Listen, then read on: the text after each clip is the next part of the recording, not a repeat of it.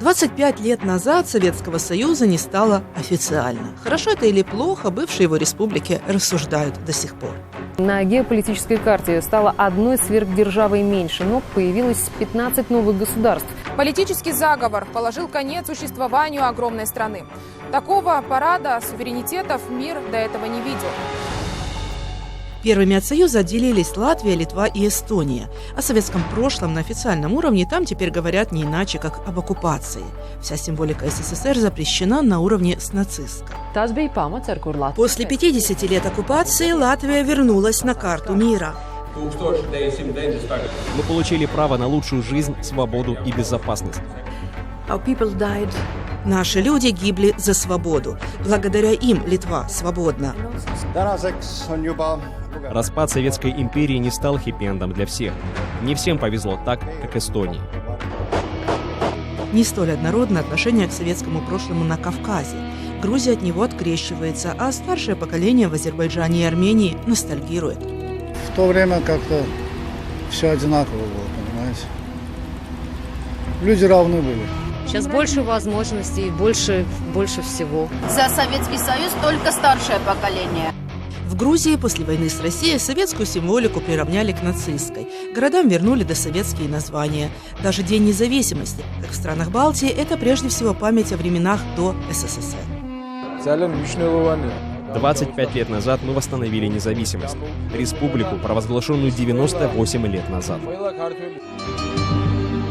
Еще больше различий в отношении к СССР в странах Средней Азии. Дни независимости там празднуют торжественно, с концертами и парадами. При этом некоторые страны о Союзе не вспоминают ни хорошо, ни плохо. Так, эпизод в длинной истории. Это был исторический день. День, который завершил собой многовековой период истории, когда наш народ был лишен собственной государственности. Наша республика за эти 20 лет вышел, поднял наш президент экономику, поднял и вышел на международную арену. Священный долг каждого из нас – посвятить всего себя и свою жизнь процветанию Родины. Открыто ностальгируют по великой державе разве что в Казахстане. Расчленили Советский Союз. Нагрянула независимость. О ней, наверное, мечтали, но вряд ли хотели получить ее таким путем и с такими последствиями. Особняком тут стоит Туркменистан, самое закрытое из постсоветских государств. От идеологии тут не отказались, просто заменили коммунизм на почитание президентов Туркменбаши.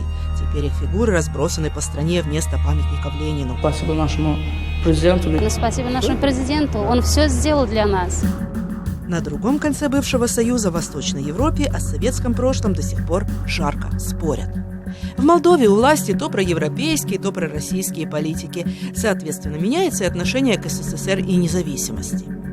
Кто мы? Румыны, русские или молдаване?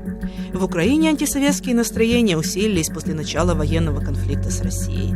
В стране переименовывают улицы и города, сносят памятники советским вождям. Коммунистическая символика под запретом, что не мешает старшему поколению, как и в других странах, ностальгировать о прошлом. Комсомольск теперь верхние плавни. Окончательный распад тоталитарной Советской империи. Хотите ли вы этого? Опять в концлагерь? В Беларуси об СССР плохого предпочитают не вспоминать. Официальная позиция государства и большинства СМИ было хорошо, но и сейчас живется неплохо. Распалась мощная держава. Кое-что лучшее из прошлого сберечь и вправду удалось. У нас, у белорусов это получилось.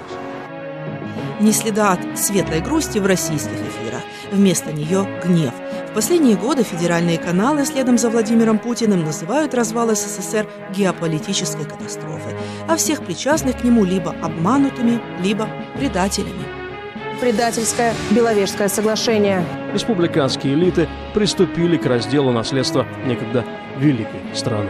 56% людей хотят вернуться в Советский Союз.